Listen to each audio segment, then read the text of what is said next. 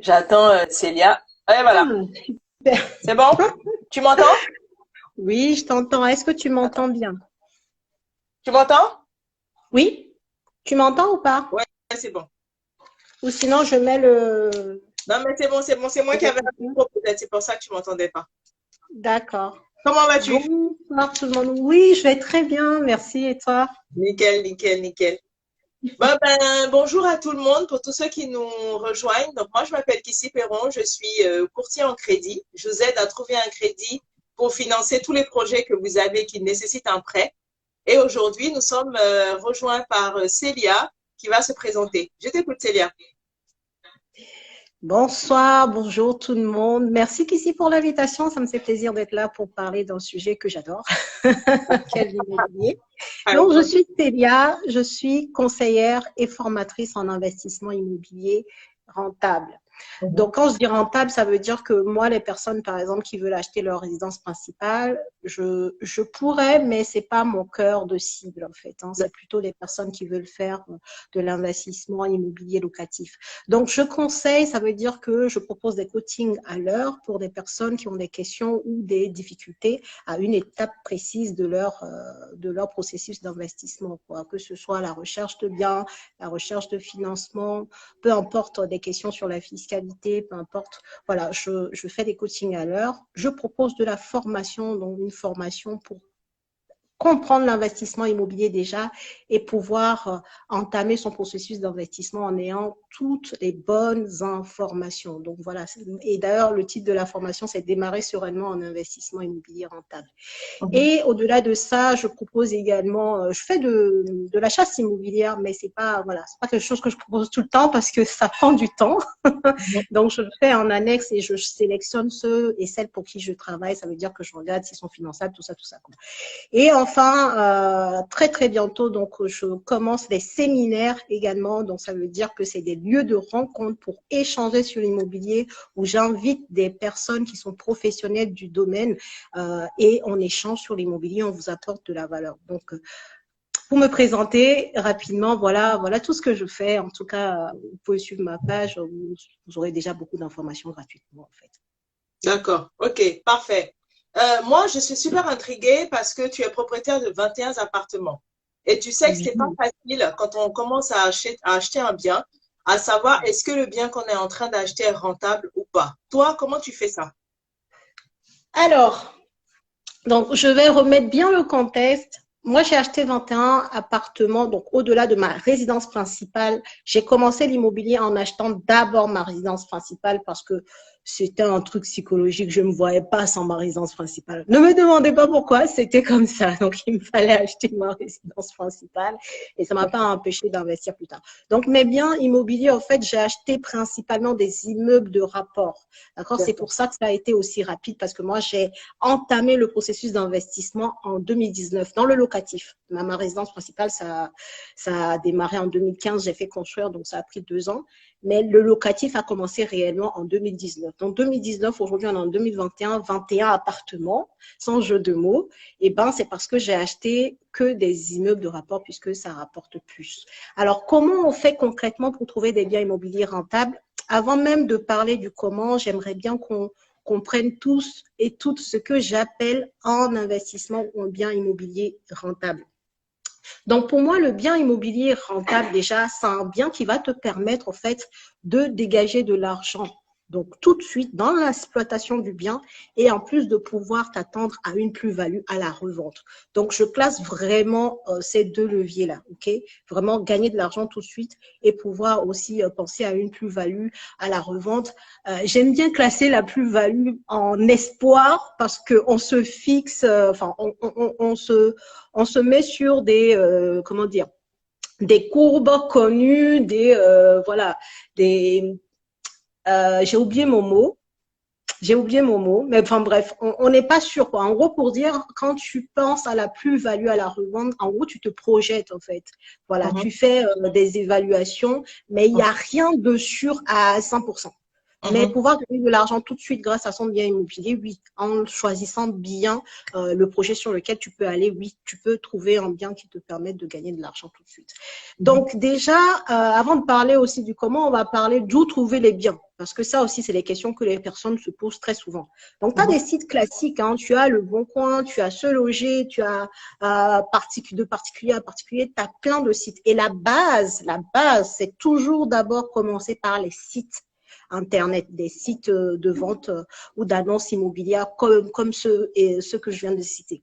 Et ces sites-là, en fait, vont te permettre de commencer à mettre un pied dans l'immobilier. C'est-à-dire, quand je dis mettre un pied, commencer à aller faire des visites. Et une fois que tu as entamé les visites, là, tu vas te nouer des réseaux, des liens avec les agents immobiliers avec qui tu vas te retrouver en visite, en fait. Et ces agents immobiliers, par la suite, ils pourront te ramener des biens immobiliers rentables. Okay? Si les visites que tu as faites, ce ne sont pas des biens qui t'intéressent profondément, eh ben, tu peux échanger avec l'agent immobilier en visite. Tu peux lui dire exactement ton attente. En fait, qu'est-ce que tu attends d'un bien? Qu'est-ce que tu recherches exactement? Et au-delà de ça, tu peux bien te vendre. Tu peux lui dire, voilà, moi, je veux ça aujourd'hui. Voilà ma simulation bancaire qui prouve que je suis finançable. Donc, voilà, tu lui montres que tu n'es pas un touriste du dimanche, que tu sais exactement ce que tu veux et que tu es un acheteur sérieux ou sérieuse. Et donc, à partir de ce moment-là, tu pourrais rentrer dans sa shortlist, comme on dit le off-market, tu pourrais rentrer dans son réseau et lorsqu'il va trouver des choses intéressantes qui correspondent aux critères que tu lui as soumis, alors il va t'appeler pour faire des visites et parfois c'est comme ça qu'on fait de bonnes affaires. Okay? Donc voilà pour parler de où trouver son bien immobilier rentable. Maintenant, concrètement, comment tu fais, d'accord? Dans le comment, on va commencer d'abord par l'étude de marché. Ça, c'est une phase, je ne sais pas comment dire, c'est non négociable en fait. Tu ne peux pas trouver un bien rentable si tu ne sais pas ce qu'est réellement le bien intéressant en fait. Et comment le savoir, c'est en faisant l'étude de marché. Dans l'étude de marché, tu vas regarder en fait plein de données. Tu vas regarder le prix au mètre carré à l'achat dans ton secteur où tu cherches ton bien. Tu vas regarder combien ça se loue, d'accord, dans ce secteur-là. Tu vas regarder, est-ce qu'il y a des améliorations qui sont prévues dans la vie, puisque comme j'ai dit, tu dois pouvoir gagner de l'argent tout de suite et aussi prévoir une plus-value à la revente pour vraiment être dans la bonne définition d'un bien rentable pour moi, quoi. Donc, tu regardes tous les éléments qui vont te permettre de te dire que, OK, sur ce bien-là, quand je vais le mettre en location, je vais pouvoir trouver un locataire, parce que ça, c'est important. Donc, il faut que le marché locatif soit dynamique. Je vais pouvoir le louer à un montant qui me permet d'être rentable et je l'achète à un prix au mètre carré à l'achat qui est peut-être un peu inférieur au prix au mètre carré moyen du secteur, qui me dit que, OK, ce bien-là, lorsque je voudrais le revendre, comme je l'ai acheté à un bon prix, alors à la revente, plus le fait que le secteur va peut-être prendre de la valeur, je vais pouvoir dégager une plus-value. Je ne sais pas si je suis assez claire. Est-ce qu'on me suit dans les commentaires? N'hésitez pas à nous dire, hein, parce que voilà, si je vais trop vite. Est-ce que tout le monde comprend bien le terme de plus-value? Ce qu'on entend par plus-value? Alors, pour faire simple, la plus-value, c'est tout simplement la différence en fait entre le prix auquel tu vends ton bien et le prix auquel tu l'as acheté. D'accord, pour faire très simple. Donc, si tu achètes un bien tout compris à 150 000 euros et qu'à la revente, tu revends le même bien à 200 000 euros, et ben, tu as une plus-value brute de 50 000 euros. Okay? Et cette plus-value-là, s'il s'agit de ta résidence principale, elle n'est pas imposée. Et s'il s'agit d'une résidence locative, et ben, bien entendu, il y a imposition. Voilà, pour faire simplement. D'accord, parfait. Du live. Ouais, j'essaie de faire ça, mais j'arrive pas. Donc, je pourrais pas te dire parce que je suis pas très forte sur Instagram.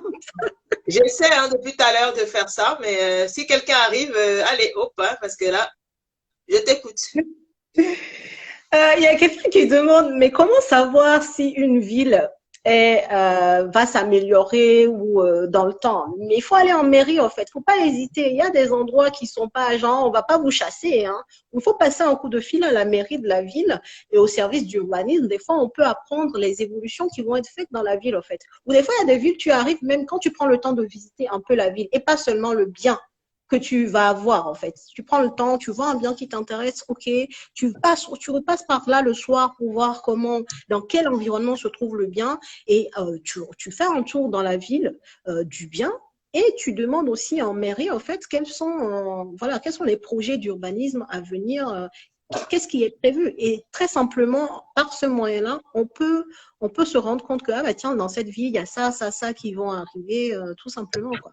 Tu veux dire qu'en fait, avant d'acheter un bien, il faut non seulement connaître le prix au mètre carré. Donc là, je pense que c'est des informations qu'on peut trouver, par exemple, sur les sites tels que Notaire au pluriel. Je crois que Notaire au Oui, pluriel.fr meilleur agent, ouais, oui, oui. aussi. Trouver Et ce meilleur Notaire au pluriel, agent. en fait, il faut un récapitulatif de tout ce ils ont, toutes les transactions qui sont passées par eux. Et ça Mhm. vous permet, en allant sur leur site, ils ont un onglet statistique avec le prix au mètre carré. Il y a aussi data.gouv qui est disponible et qui vous donne les Oui, prix très précis des biens dans chaque zone. Et oui. en fait, tu dis aussi, si j'ai bien compris, qu'il faut se renseigner auprès de la mairie pour savoir qu'est-ce qui est mis en place dans l'endroit où on est en train d'acheter pour être Mhm. sûr que l'endroit va prendre de la valeur. Exactement, ouais. Si on est sur juste le thème de la prise de valeur, il est forcément important de voir ce qui se fait ou ce qui va se faire en fait dans la ville. D'accord? Parce que si c'est une ville comme Paris, bon, bah, c'est Paris, quoi. D'accord. Ok. Tout est fait. Ok. Mais, mais dans les autres villes, bah, des fois, surtout des villes où peut-être on a des appréhensions, parce que je sais qu'il y a des personnes, si on parle de l'île de France dans le 93, il y a des Oui. personnes, quand tu leur dis 93, ouh là là, alors que moi j'ai acheté dans le 93 en Ok. 2015 et aujourd'hui mon bien en résidence principale vaut beaucoup plus que ce que j'ai fait construire. Pourtant j'ai fait Oui. construire, ça vaut plus. Donc c'est pour vous dire ça, il faut pas juste s'arrêter au nom d'une ville qu'on connaît parce que voilà on a des suspicions, on a des idées reçues. Il faut aller chercher plus, il faut visiter la ville, il faut aller en mairie, voir ce qui va s'y passer. Si on trouve que ce qu'il y a aujourd'hui, bah, c'est pas OK. Il y a des villes, par exemple, dans le 93, où je sais qu'ils sont en train de casser toutes les grosses tours, là. Voilà, pour refaire des choses un peu plus standards, un peu qui se fondent plus dans la nature et voilà, casser l'image de point chaud ou de quartier chaud, quoi. Donc, faut pas hésiter à aller se renseigner un peu plus. Ouais. D'accord. Ok. On t'écoute.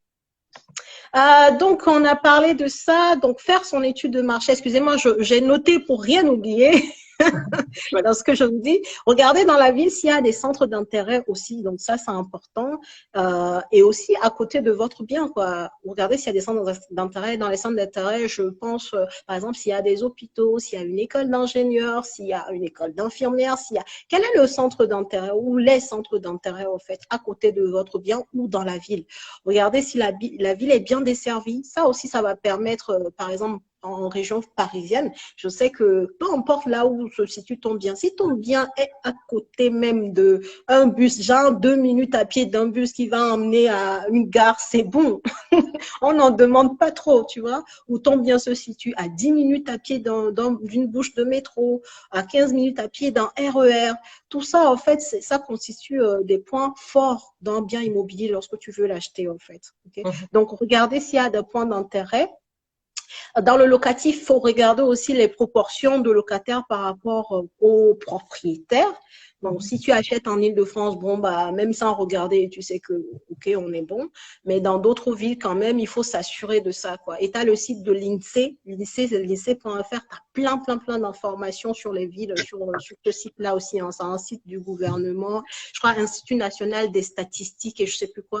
Mais en tout cas, ça fait vraiment toutes les statistiques sur les villes, nombre de chômeurs, nombre d'habitants, nombre de propriétaires versus nombre de locataires. Enfin, tu as plein d'infos sur l'INSEE, quoi, qui vont te permettre de pouvoir avoir ces informations-là. Donc, comme je le dis, vraiment, dans l'étude de marché, c'est une phase très importante parce que là, tu vas pouvoir te dire, OK, ça me permet de me dire, si je tombe sur un bien immobilier rentable ou qui a du potentiel, je sais le reconnaître parce que j'ai fait l'étude de marché qui me permet de savoir, OK, là, ce bien-là, il est aujourd'hui à 1500, 2000 euros du prix au mètre carré à l'achat et je sais que normalement dans ce secteur on est plutôt à 3000 euros le prix d'un mètre carré moyen, donc tout de suite je sais qu'il y a un truc, quoi. Ce bien là il a du potentiel, ou même un bien qui s'aligne sur le prix moyen du mètre carré dans le secteur, on peut aller regarder parce que justement dans je veux dire la notion, le concept du bien immobilier rentable, il y a une autre phase importante qu'on va voir. Donc même si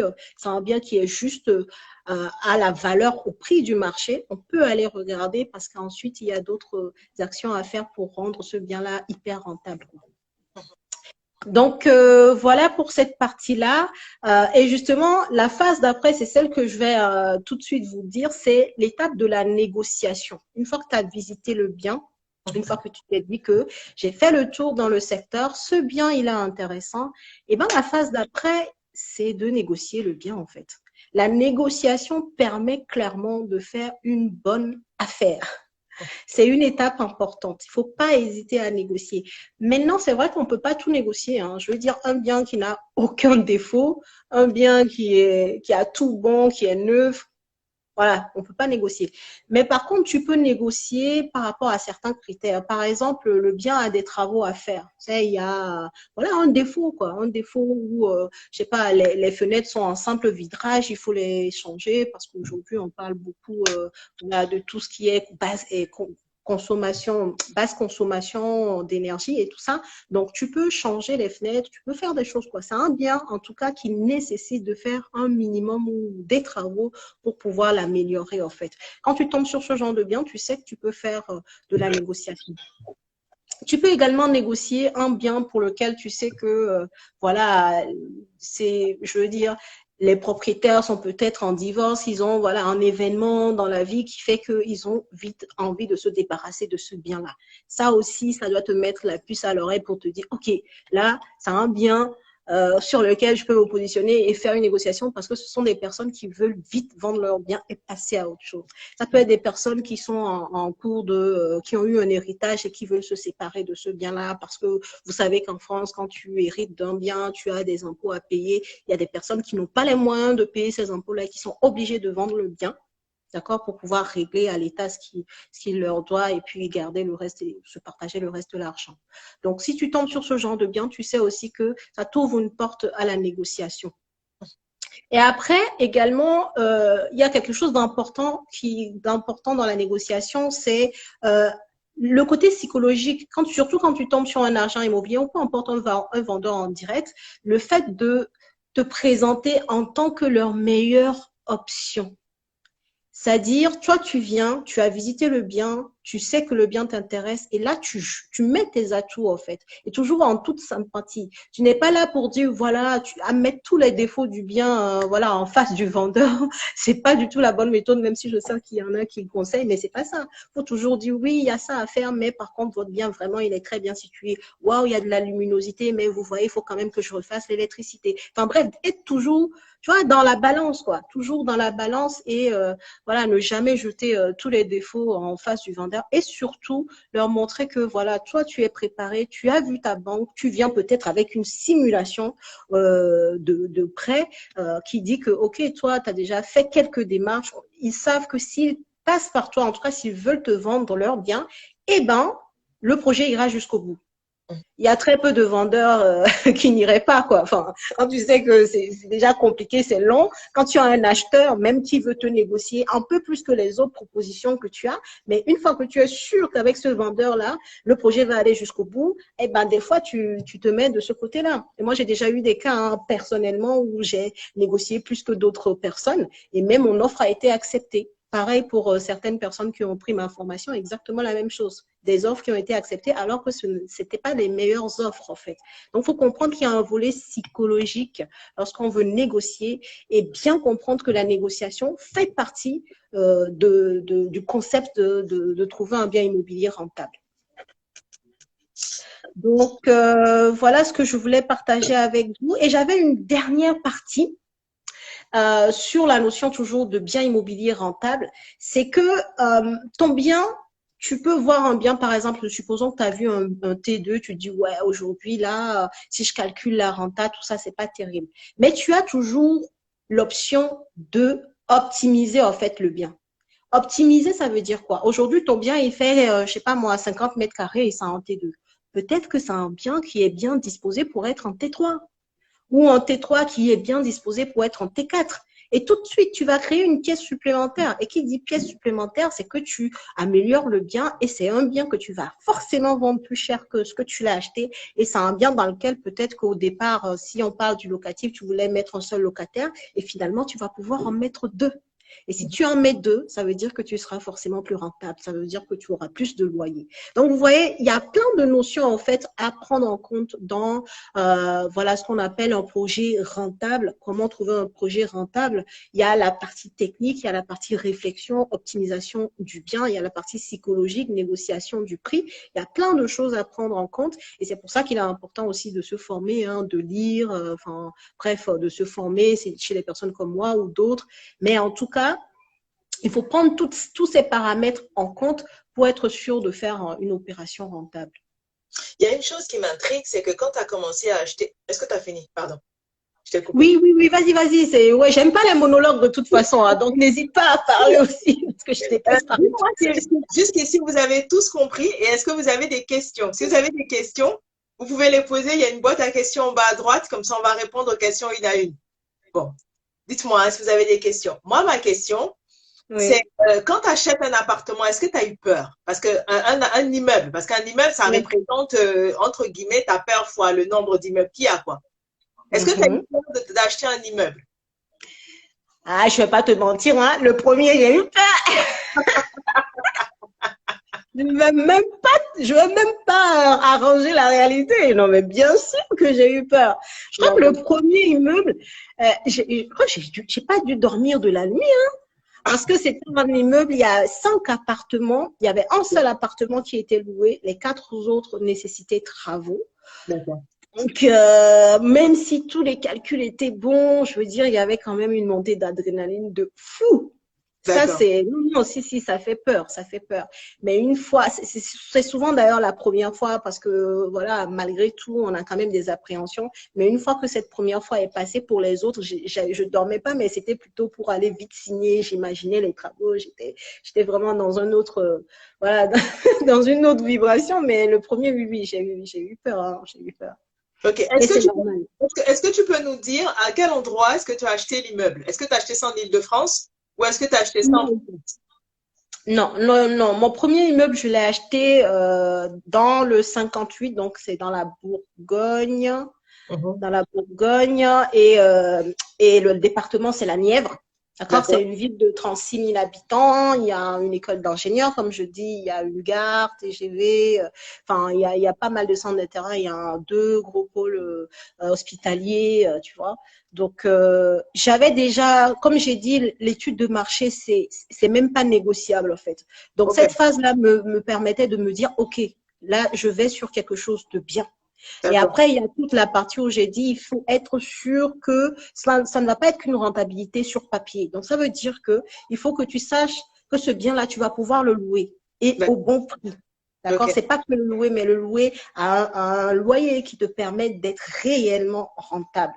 D'accord. Donc, toute cette phase-là aussi, je l'avais faite, quoi. Donc, non, je savais que j'allais sur quelque chose de bien, mais j'avais quand même peur. À peu près, est-ce que tu te souviens des chiffres? Et est-ce que tu acceptes déjà de dire les chiffres? Est-ce que tu te souviens combien t'avait coûté le projet et comment tu l'as financé? Oui, alors ce projet-là, pour ce premier bien, il nous a coûté 155 000 euros. Ah ouais? Oui, tous les 5 appartements, oui. Les 5 appartements. Ouais, c'était une bonne affaire. Je confirme. 155 000 euros. On a eu pour 55 000 euros de travaux au total. Donc, ça fait pour à les peu près 10, oui, c'est ça. Et pour les loyers, on est à 2150 euros de loyer. Ah ouais. Et pour le financement, est-ce que tu as mis de l'apport ou pas du tout? Comment tu as fait? Non, je n'ai pas mis d'apport, mais tu le sais, hein, l'époque n'est plus la même. Moi, je n'ai pas de recul parce que moi, je fais toujours sans apport. Enfin, donc, oui, bon, bah, parfait alors. Parfait. Moi, je l'ai eu sans apport. J'ai eu sans apport, donc vraiment, on a mis 0, que ce soit… on est passé par un courtier. Moi, j'insiste, hein, les courtiers, enfin, c'est pas pour te faire de la pub, mais les gens qui me suivent savent, quoi. N'hésitez pas à passer par les courtiers, ça facilite la tâche, clairement. Donc, moi, on a passé par un courtier. Donc, les frais de courtage étaient pris en compte, les frais de dossier, garantie pris en compte, tout. C'est-à-dire, on a mis 0 euros sur la table, sur ce bien-là. Donc, en fait, tu as fait un projet, tu as acheté 5 appartements à 150 000 à peu près, plus des travaux de 50 000 euros. Le frais de notaire, la totalité était financée, donc tu n'as pas sorti d'argent de ta poche. Et par mois, ça te ramène 1 000 € de revenus locatifs. Yes, yes, yes. Et pour bien signifier le fait que c'était trop bien ce projet-là, eh ben, on a eu 3 ans de différé total. Waouh, d'accord. Voilà. Donc, du coup, tu avais pas eu le temps de finir les travaux avant. Et du coup, oui, tu peux capitaliser, entre guillemets, sur la somme. Donc, du coup, même si les locataires sont tard, entre guillemets, tu as toujours la possibilité de piocher sur ce qu'ils avaient déjà payé. Exactement. J'ai toujours, en fait, moi, le différé, en fait, c'est vraiment pour, comme tu l'as dit, capitaliser, avoir de l'épargne, quoi. Pour déjà ce projet-là, pour se dire, oh, si jamais il arrive un peu bien pour ce bien-là, eh ben, j'ai de l'argent parce que bah, les loyers qu'on m'a donnés pour ce bien, bah, je les ai mis de côté pour m'en servir au cas où. Et ça me sert aussi pour les banques, pour d'autres projets que j'ai fait par la suite aussi, hein, puisque c'était le premier et après, il y en a eu d'autres. Mais clairement, oui, le différé, c'est puissant, en fait. Okay. Limite, moi, je préfère qu'on m'accorde du différé que de 100%. 110%, pardon. Que de 110%. Okay, ouais. C'est bon à savoir. Est-ce que tu as pris une assurance pour les loyers impayés ou pas? Alors, je prends, moi, Visal, en fait. C'est-à-dire, Visal, c'est une assurance, c'est une garantie de l'État, on peut dire ça comme ça, qui est sous l'Agence nationale de l'habitat, l'ANA. Voilà, je ne sais pas si vous connaissez, mais en tout cas, c'est une garantie loyer impayé, mais que je ne paye pas, c'est-à-dire c'est gratuit et pour moi et pour le locataire, et qui garantit 36 mois de loyer. Donc, moi, c'est vrai que je préfère les profils Visal. Et d'ailleurs, dans mes annonces, je dis toujours que si profil Visal, bah, vous serez privilégié, quoi, parce qu'il faut qu'ils aient un Visal. Donc, ils font une démarche, hein, le locataire fait une démarche sur le site de Visal. Et ensuite, moi, je vais aussi faire compléter la démarche pour qu'on me fasse le contrat d'assurance, puisque le contrat d'assurance, c'est avec le propriétaire, pas avec le locataire. Mais il faut que le locataire soit assurable, en fait, via ce dispositif-là, en fait. D'accord. Moi, je prends Visal. D'accord. Et pour la gestion quotidienne de tes biens, puisque maintenant, le compte, on a eu 5, maintenant, tu en as 21. Pour la gestion quotidienne de tes biens, comment tu fais? Est-ce que tu as recours à une agence immobilière ou est-ce que tu le fais toi-même? Non, j'ai pas recours à une agence immobilière. Honnêtement, je gère tous mes biens moi-même, en fait. Un détail qui est quand même important. Moi, je suis mariée, hein, donc j'investis en couple. Donc, forcément, il y a des choses qu'on se partage. Par exemple, sur les biens, c'est rigolo à dire, mais il est sur un certain secteur. Donc, le premier bien, par exemple, c'est son secteur et moi, les 2 autres biens, c'est mon secteur. Enfin, bref, donc chacun gère ses immeubles, entre guillemets.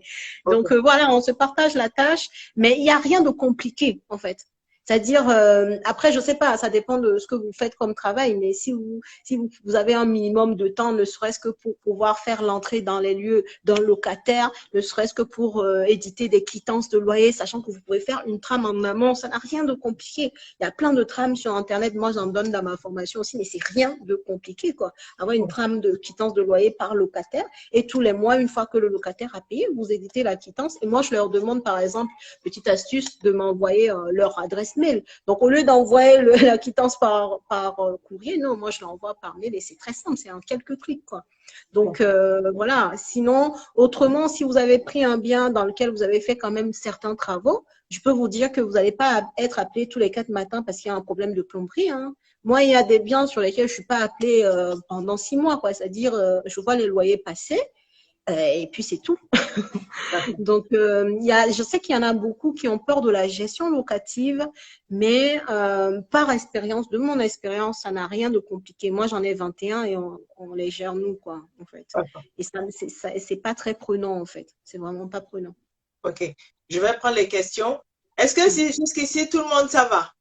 Moi, je la trouve personnellement, c'est pas pour te lancer des fleurs, mais je te trouve hyper pratique.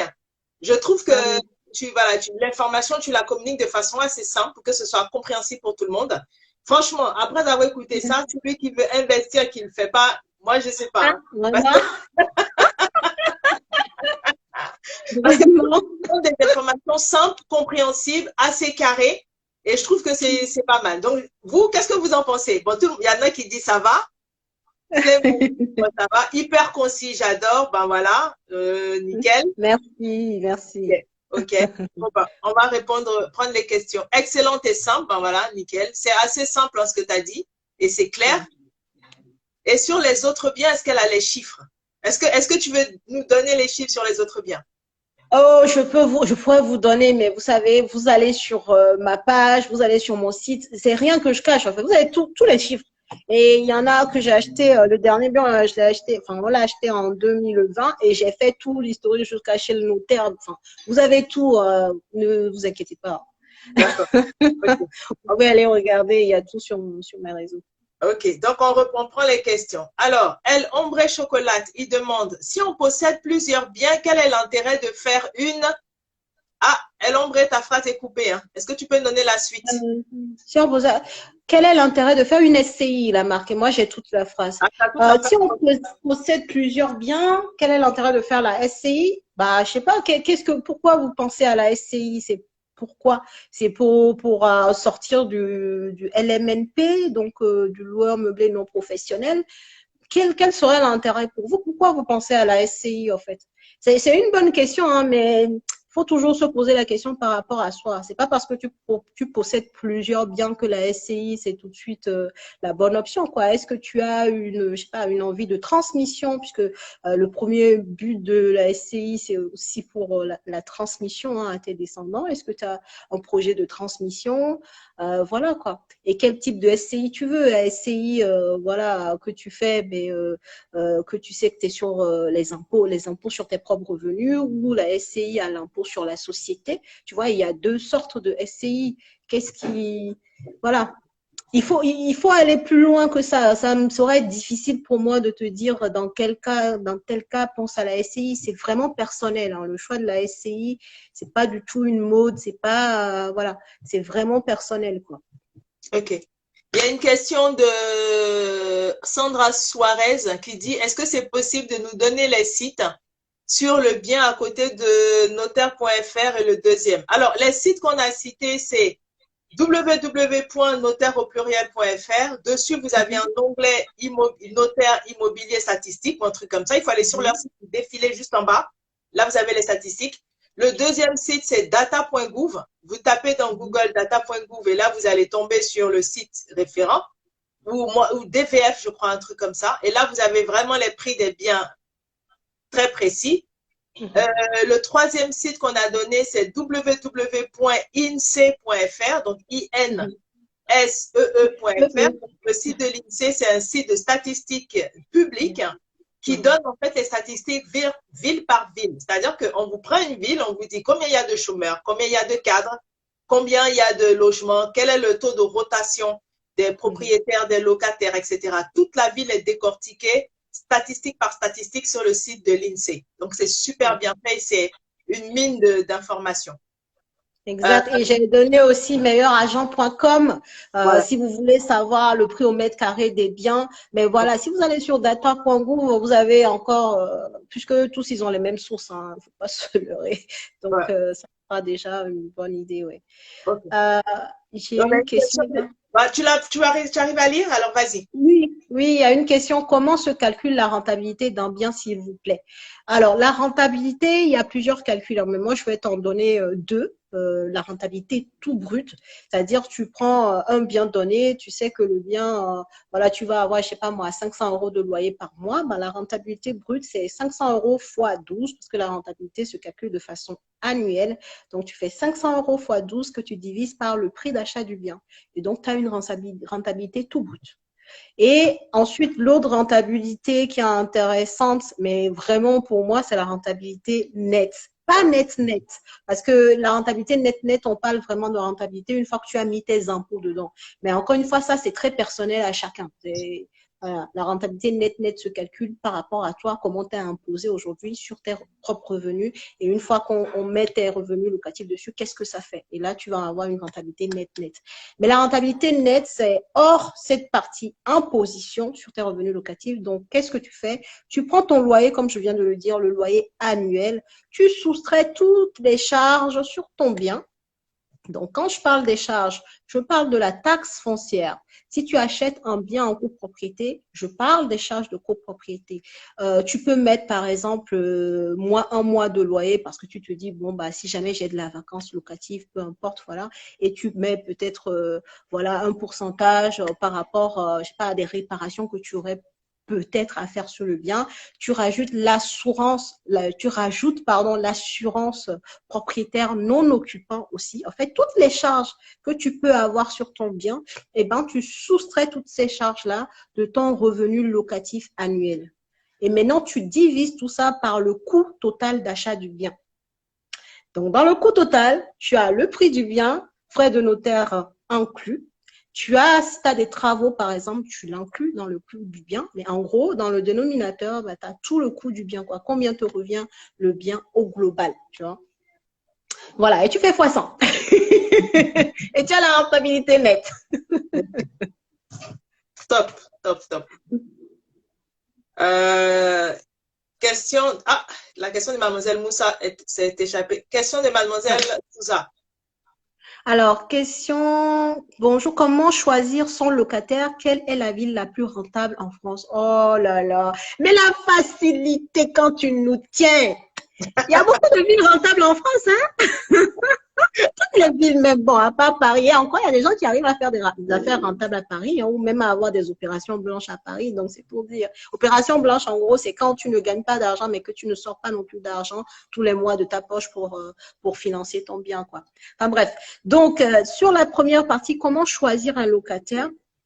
Eh ben déjà, tu le choisis par rapport à tous les documents que tu peux demander, hein. Selon la loi, il y a des documents que tu demandes. Tu as le site du gouvernement là qui te liste ces documents. Tu vas avoir ces 3 dernières fiches de paye que tu peux demander, sa dernière avis d'imposition que tu peux regarder, sa pièce d'identité, voilà.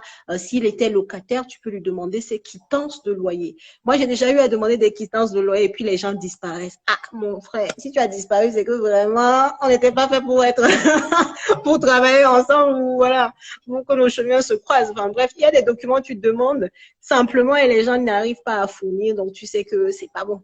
Il faut même pas y aller en fait. Et l'avis d'imposition, elle est très importante parce que c'est un document que tu peux facilement vérifier. Il y a un site, je ne sais pas si tu le connais ou bien je te donnerai le lien après, peu importe, où tu peux taper le nom de la personne, le numéro d'avis fiscal, quoi, son numéro de référence fiscale. Tu tapes son numéro de référence fiscale et ça te sort toutes les infos sur la personne. Ça te permet de voir si la personne t'a dit vrai ou pas, en fait. Donc, si tu fais ça au moins avec l'avis d'imposition, tu sais que cette personne m'a donné de bonnes informations, quoi. Donc, tous ces critères doivent faire partir de tout ce que tu dois demander pour sélectionner, on va dire, un locataire, quoi. Donc, ça, c'est des critères, on va dire, techniques. Après aussi, tu as la personne. Quand elle vient faire sa visite, comment elle est, en fait? Voilà, est-ce que c'est une personne qui a un peu tête en l'air? Est-ce que c'est une personne, je sais pas.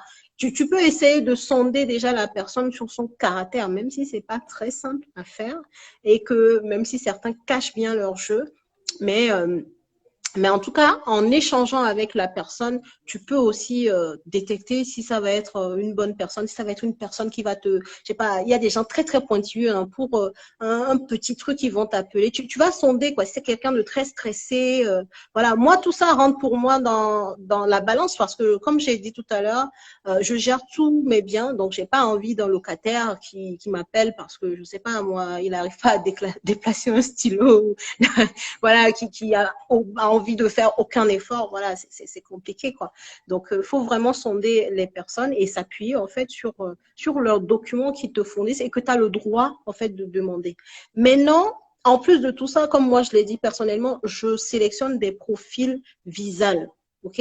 Toi, tu peux sélectionner aussi des profils qui peuvent eux-mêmes avoir leur propre garantie, assurance, leur propre assurance loyer impayé. Il y a GarantMe, c'est une assurance loyer impayé que prend le locataire lui-même.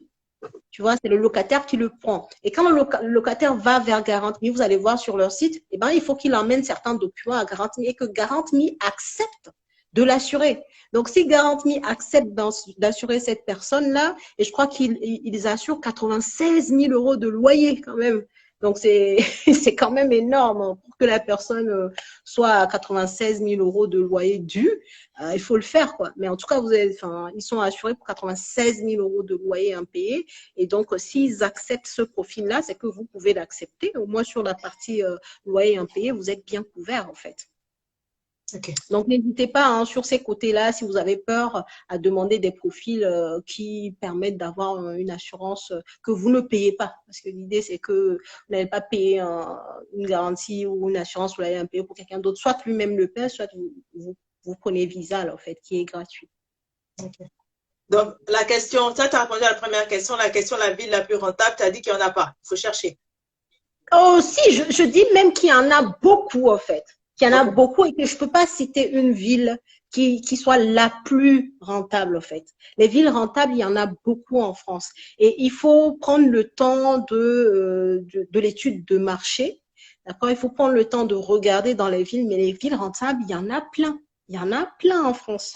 Donc, n'hésitez pas à regarder. Peut-être même chez vous, la personne qui pose la question, c'est Mademoiselle Souza, c'est une ville rentable, en fait. Mais il faut faire l'étude.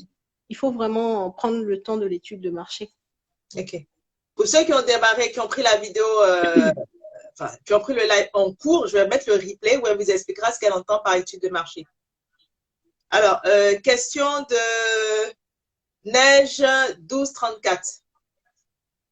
Comment connaître sa capacité d'emprunt à des VFA non livrés? Ça, c'est une question pour toi.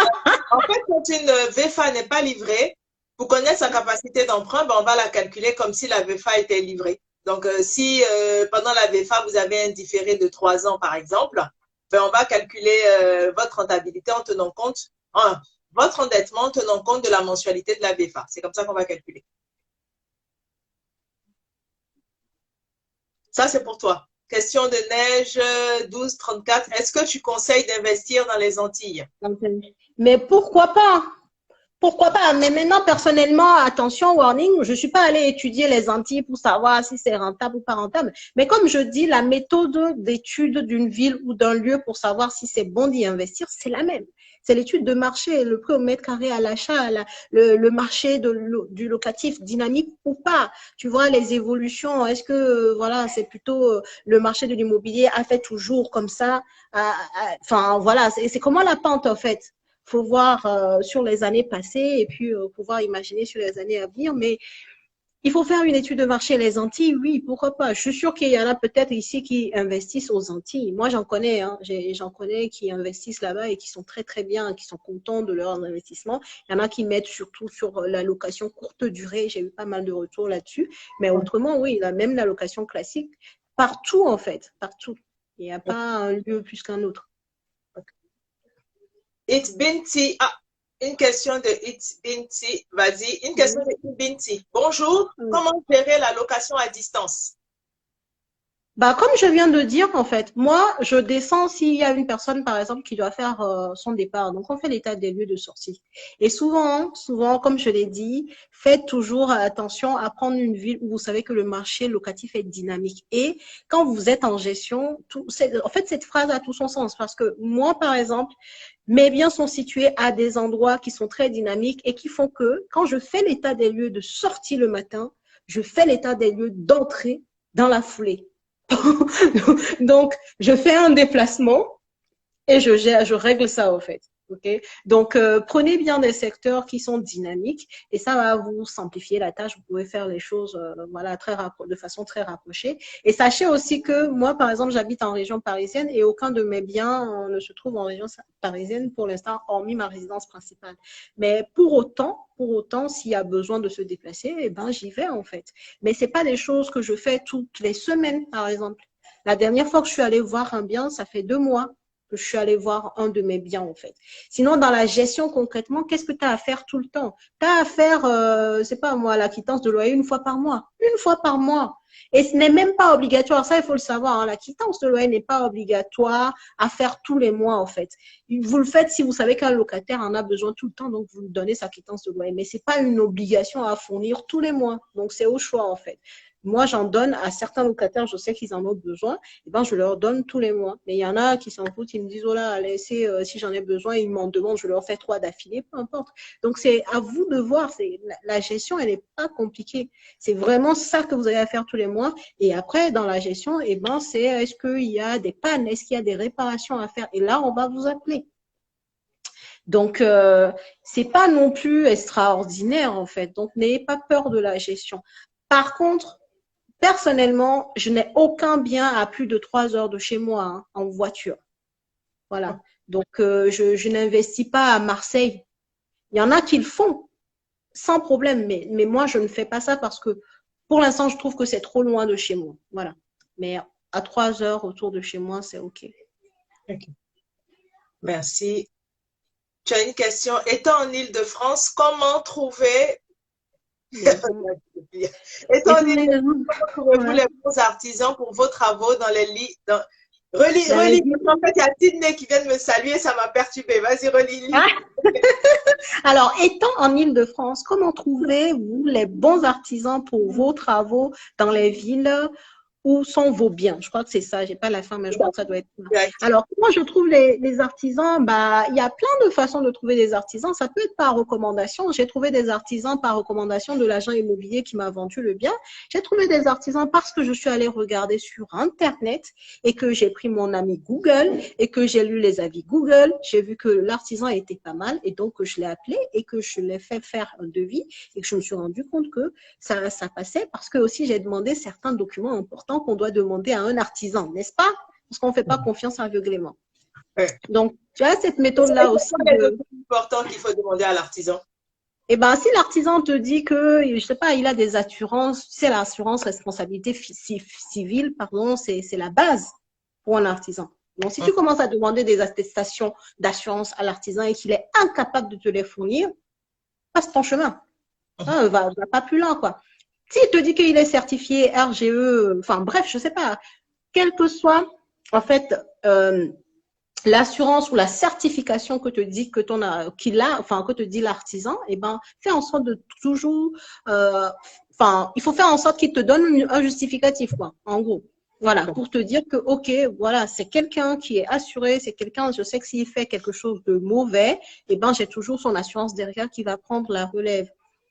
Des fois, tu peux aussi demander à aller voir son chantier, un des chantiers qu'il a fait. Bon, pour cette astuce-là, bon, des fois, il peut t'amener sur son meilleur chantier, n'est-ce pas? Tout le monde essaie de se faire voir dans son meilleur jour. Donc, des fois, il peut t'emmener voir son meilleur chantier. Mais n'empêche, au moins, tu as une visu sur ce qu'il est capable de faire. Okay. Mais voilà, un artisan, tu peux le trouver à distance, mais non, il faut toujours en faire plusieurs. Genre, moi, j'en fais 3. Minimum, j'en fais 3. Ils font les devis. Et de toute façon, lorsque l'artisan vient voir ton bien, tu vas échanger avec lui. Tu vas voir comment il se comporte. Est-ce qu'il est dans la proposition? Est-ce qu'il est juste dans le oui? Tu vois tout de suite, quoi, si ça va passer ou pas. Et ensuite, tu te fies aussi à ces documents, comme j'ai dit, pour être sûr que voilà, c'est un bon artisan, il a tout ce qu'il faut. Tu checkes sur société.com si sa société n'est pas en train d'être liquidée, s'il vous plaît, c'est important. Donc, il y a juste à taper sur Internet et vous avez ces informations très rapidement, hein, si la société coule ou pas. Voilà. Et en liquidation judiciaire, vous pouvez le savoir, quoi. Donc ça, ce sont des petites actions comme ça, mais mises bout en bout, qui font que finalement, vous allez avoir un bon artisan ou pas. Okay. Il y a Steph Dewey qui te demande, est-ce que c'est plus rentable d'acheter un bien avec beaucoup de travaux? Comme tu as déjà répondu à la question complémentaire qu'elle pose, à savoir comment trouver de bons artisans, ça t'a répondu. Donc là, elle demande, est-ce que c'est rentable d'acheter un bien avec beaucoup de travaux? Beaucoup de travaux. Oui, c'est rentable, mais à 2 conditions, en fait. C'est rentable si tu trouves un bon artisan, bien entendu, parce que si tu prends un artisan qui te fait vraiment de la misère et que tu es obligé de trouver un autre artisan, tu vas dépenser 2 fois et tu vas perdre du temps. Et on sait que le temps, c'est de l'argent. Le temps que tu n'as pas fini tes travaux pour louer ton bien, c'est de l'argent que tu perds, tout simplement. Et oui, la deuxième condition, c'est que le montant des travaux soit bien pris en compte dans le prix auquel tu achètes ton bien. D'accord? Il ne s'agit pas que d'avoir des travaux, mais il faut que le fait d'avoir des travaux te permette d'avoir le bien au meilleur prix. Et que quand tu fais le prix d'achat du bien plus le montant des travaux, que tu t'y retrouves par rapport au loyer que tu peux en dégager de ce bien-là. Voilà. Il faut prendre vraiment ces deux notions en compte. D'accord. Ah ouais, c'est bon. Tu as une dernière question de Gare TMW. Ok, bonjour. Que faire quand un artisan abandonne la rénovation d'un appartement en plein milieu? Wow, wow, wow. Ça, c'est dur. J'espère que c'est une question comme ça et que c'est pas en train de vous arriver, mais sinon, vraiment, du courage. Alors, que faire? Déjà, il faut voir ce qui a été marqué sur le devis. Je ne sais pas, vous avez signé un devis. Est-ce que sur le devis, il y a marqué, par exemple, des pénalités de retard? Je ne sais pas. S'il y a marqué des pénalités de retard, est-ce que ces pénalités-là vous sont payées ou pas, quoi? Parce que clairement, bon, si même je sais que la réponse est non, souvent s'ils abandonnent, c'est que souvent ils tournent les talons et puis ils ne regardent pas en arrière. Hein. Mais vous avez toujours l'option de les attaquer en justice. Ça va prendre du temps. Et ben, il faut chercher un autre artisan qui peut reprendre le chantier là où il a été arrêté et finir le travail, le temps que vous poursuiviez le premier artisan. Parce que quand ils abandonnent les chantiers en plein milieu, vous allez monter et descendre, il ne va pas revenir, quoi. C'est très rare qu'il revienne. Voilà, s'il a un peu peur que vous avez fait passer un huissier, qu'il a constaté l'abandon du chantier et qu'au final l'huissier envoie un courrier officiel et que ça lui fait peur et qu'il revient, bah, tant mieux. Tant mieux. Mais je sais que souvent, ce n'est pas le cas. Dans ce cas-là, vous le laissez pas partir comme ça parce que souvent, vous l'avez déjà payé beaucoup. Mais en attendant, puisque le chantier doit se terminer, bah, vous allez prendre un autre artisan qui va continuer les travaux là où ça s'était arrêté, quoi. Merci. Il y a quelqu'un qui m'a demandé, est-ce que tu prends des étudiants en tant que locataire? Et si c'est le cas, est-ce qu'il y a des garanties spécifiques pour eux? Moi, un étudiant, je demande Visal. C'est pas compliqué. Tous les étudiants sont éligibles à Visal. Tous. Donc, moi, un étudiant qui vient vers moi, je demande Visal, quoi. Sauf s'il me montre vraiment que ses parents sont vraiment, voilà, ils sont très bien assis financièrement et que je peux passer par eux.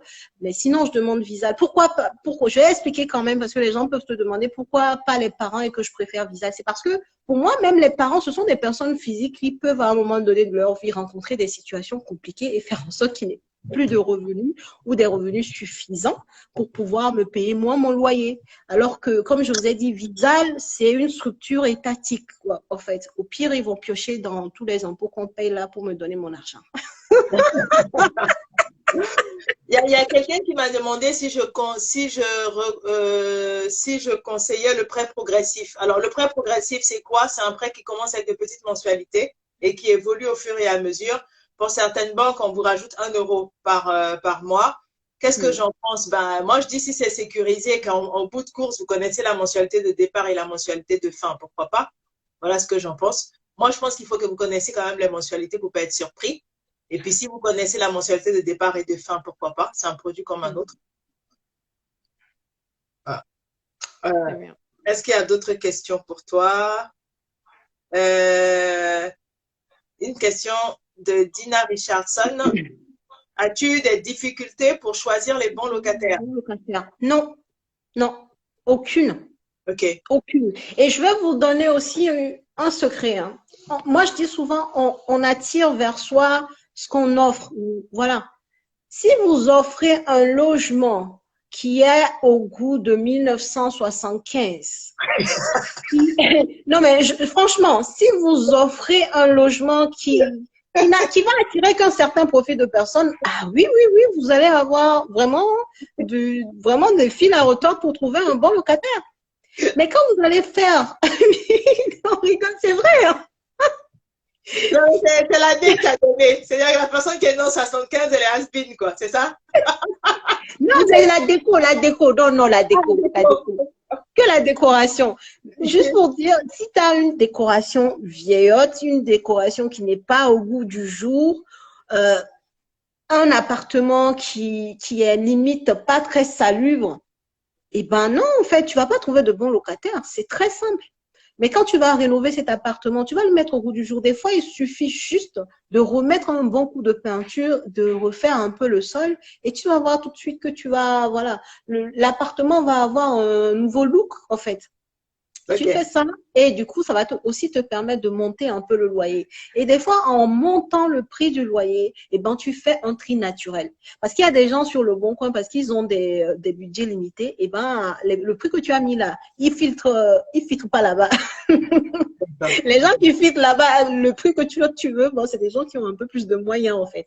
En Ok. mettant ton prix de loyer, on va dire, dans la fourchette un peu haute du marché, parce que tu as fait des travaux d'amélioration qui justifient ton prix quand même. Hein. C'est pas un prix farfelu, c'est parce que tu as fait des travaux qui prouvent que voilà, tu peux te permettre de te mettre au prix un peu plus haut du marché. Et ben, tu vas faire un filtre naturel et aussi tu vas attirer des personnes qui reconnaissent un appartement mis au goût du jour et qui ont envie de payer ton prix pour pouvoir avoir accès à cet appartement. D'accord. Tu as une question de Slem Charles qui te demande est-ce que tu fais Oui. en location meublée ou en location non meublée? Alors, je fais les deux. D'accord, j'ai 13, attendez, 5 plus 7, j'ai 12 appartements dans lesquels je fais de la location meublée en nom propre. Donc, je suis LMNP, donc loueur meublé non professionnel. Et j'ai un immeuble de 9 appartements dans lequel j'ai que de la location nue.